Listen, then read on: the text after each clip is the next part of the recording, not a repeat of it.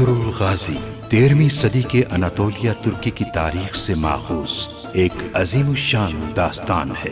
ایمان، انصاف اور محبت کی روشنائی سے لکھی ایک بہادر جنگجو کی کہانی، جس نے اپنی ثابت قدمی اور جرت سے نہ صرف اپنے قبیلے بلکہ تمام عالم اسلام کی تقدیر بدل ڈالی۔ اووس ترکوں کے خانہ بدوش کائی قبیلے کو ایک ایسے وطن کی تلاش تھی جہاں ان کی نسلیں پروان چڑھ سکیں۔ کائی قبیلے کے سردار سلیمان شاہ کے بیٹے ارطغرل غازی نے اسلام کی سربلندی کی خاطر اپنی جان و مال اور عزیز و اقارب کو خطرے میں ڈال کر اپنے جنگجوؤں کے ساتھ مختلف ادوار میں صلیبیوں، منگولوں، سلجوق سلطنت میں موجود غداروں اور دیگر اسلام دشمن عناصر کو شکست دی۔ 1280 میں ارطغرل کی وفات کے بعد اس کے بیٹے عثمان نے عظیم سلطنت عثمانیہ کی داغ پیل ڈالی، اور یوں خانہ بدوشوں کے اس قبیلے نے 3 بر اعظموں پر 600 سال تک حکومت کی۔ یہ ڈرامہ سیریل تاریخی کرداروں اور واقعات سے ماخوذ ہے۔ میرے بازار کے کچھ اصول ہیں، میرا بھی حصہ ہوتا ہے ہر سودے میں۔ قسطنطنیہ میں جہاں آپ چاہیں میرے سپاہی مال پہنچا دیں گے۔ اگر آپ کو کوئی نقصان پہنچے تو آپ مجھ سے آ کے حساب لے سکتے ہیں۔ تو سودا طے ہوا؟ وینیدک کے تاجر کو وہ قالین مل گئی جس کی تلاش میں وہ آیا تھا۔ کس سے؟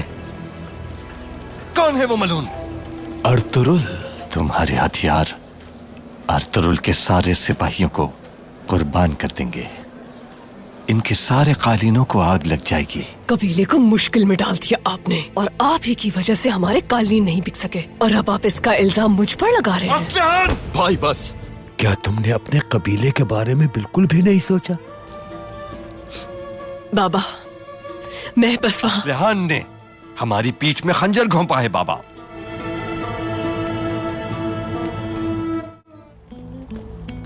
لاطینی صلیبیوں نے قسطنطنیہ پر حملہ کر کے اپنے ہی مذہبی پیشواؤں کا جینا دوبھر کیا ہوا ہے۔ نکائی کی رومی حکومت صلیبیوں سے نفرت کرتی ہے۔ یہی وجہ ہے کہ سلطان علاء الدین اور روم کی سلطنت کے درمیان دوستی قائم ہے۔ ہم بالکل سرحد پر ہیں، جو سب سے خطرناک علاقہ ہے، لیکن جو بھی اس سرحد کی حفاظت کرے گا اسی کا ہوگا مستقبل۔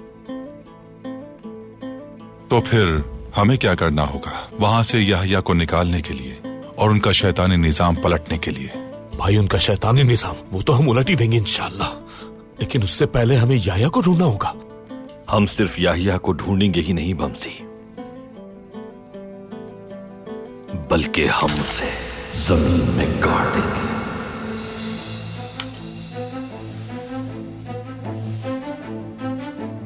آؤ دمرل،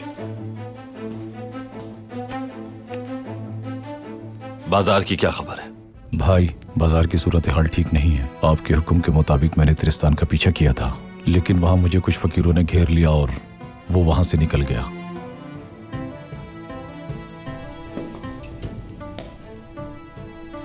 عربی لباس میں ایک آدمی آج ترستان